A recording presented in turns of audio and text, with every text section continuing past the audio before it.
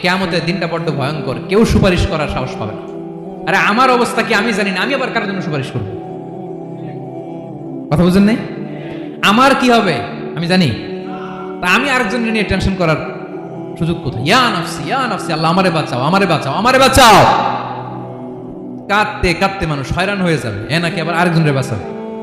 বিশ্বনবী বলেন, বিশ্বনবী একবার ছাগলের রান খাচ্ছিলেন, রান খেতে খেতে বিশ্বনবী বলেন, আনা সাইয়্যিদুন নাসি ইয়াউমাল কিয়ামাহ, আমি কিয়ামতের দিন সর্বশ্রেষ্ঠ হব, মানুষের মধ্যে সর্বশ্রেষ্ঠ সেরা আমি বিশ্বনবী। আলহামদুলিল্লাহ পড়েন। বিশ্বনবী বলেন সেদিনটা বড্ড ভয়ঙ্কর, সেদিন কেউ কারো কোনো উপকারে আসবে না, বন্ধু বন্ধুর কাজে আসবে না, স্ত্রী স্বামীর উপকারে আসবে না, স্বামী স্ত্রীর উপকারে আসবে না, পীর সাহেব মুরিদরে বাঁচাতে পারবে না, মুরিদ পীর সাহেবরে বাঁচাতে পারবে না, নেতা কর্মীর পরিচয় দিবে না, কর্মী নেতার পরিচয় দিবে না, ভাই বোনকে চিনবে না, বোন ভাইকে চিনবে না, বাবা তার সন্তানকে চিনবে না, মেয়েকে দেখে মা দৌড়ে দৌড়ে পালাবে। বড্ড ভয়ঙ্কর দিন। বিশ্বনবী বলবেন জমিনটা এখনকার মতো থাকবে না, পুরো জমিনটা সমান হয়ে যাবে, ফ্ল্যাট, এখন তো গোল, তখন ফ্ল্যাট, সবাই এক জমিনের উপরে দাঁড়াবে, সূর্যটা মাথার কাছে চলে আসবে, সূর্যের গরমে মানুষের মাথার মগজ গলে গলে কানের ছিদ্র নাকের ছিদ্র দিয়ে বেয়ে বেয়ে পড়বে। আহ, সবাই হয়রান পেরেশান ক্লান্ত শ্রান্ত। মানুষগুলো বলবে বাঁচার কোনো উপায় নাই।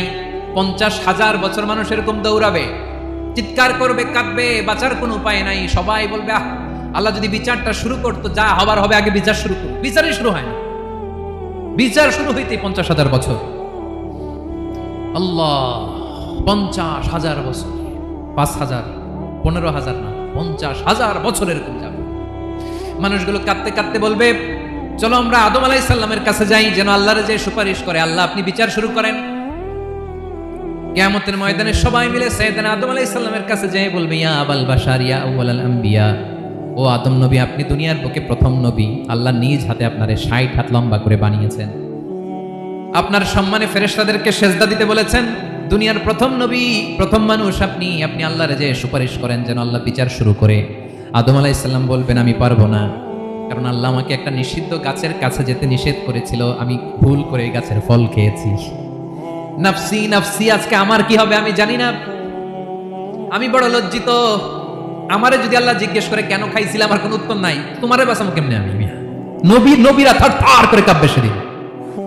আদম আলাইহিস সালাম বলবেন আমি পারবো না, মাফ করো আমাকে, আমি পারবো না, ওই যে ভুল করে গন্ধম খেয়ে ফেলেছি, নিষিদ্ধ গাছের ফল খেয়ে ফেলেছি, আমি বড় লজ্জিত অনুতপ্ত, আমি পারবো না।